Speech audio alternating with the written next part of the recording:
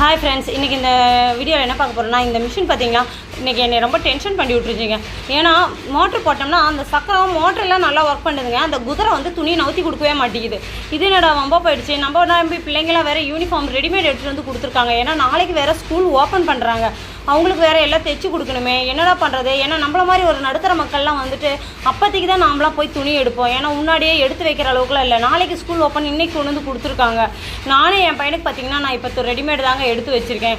அப்புறம் என்ன பண்ணுறது, எங்கள் வீட்டுக்கார்ட்ட சொன்னேன், மாமா இப்படி ஆயிப்போச்சு என்ன பண்ணலாம் அப்படின்றதுக்கு. சரி அதை பற்றி கவலைப்படாத, நம்மக்கிட்ட ஏற்கனவே நான் ஒரு மிஷின் வச்சுருக்கேங்க, அதனோட தலையை கழட்டி போட்டு நம்ம தைச்சு பார்க்கலான்னாரு.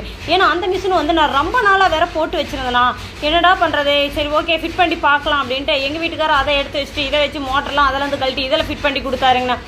அப்புறம் வச்சு தையல் ஓட்டி பார்த்தேங்க. ஓரளவுக்கு நல்லா தையல் நல்லாவே வந்துருச்சுங்க. இப்போ தாங்க எனக்கு மனசுக்கு ரொம்ப திருப்தியாக இருந்துச்சு. ஏன்னா குழந்தைங்களோட நம்பிக்கையை நான் காப்பாற்றணும். அவங்க நாளைக்கு ஹாப்பியாக ட்ரெஸ்ஸை போட்டுட்டு போகணும் இல்லைங்களா.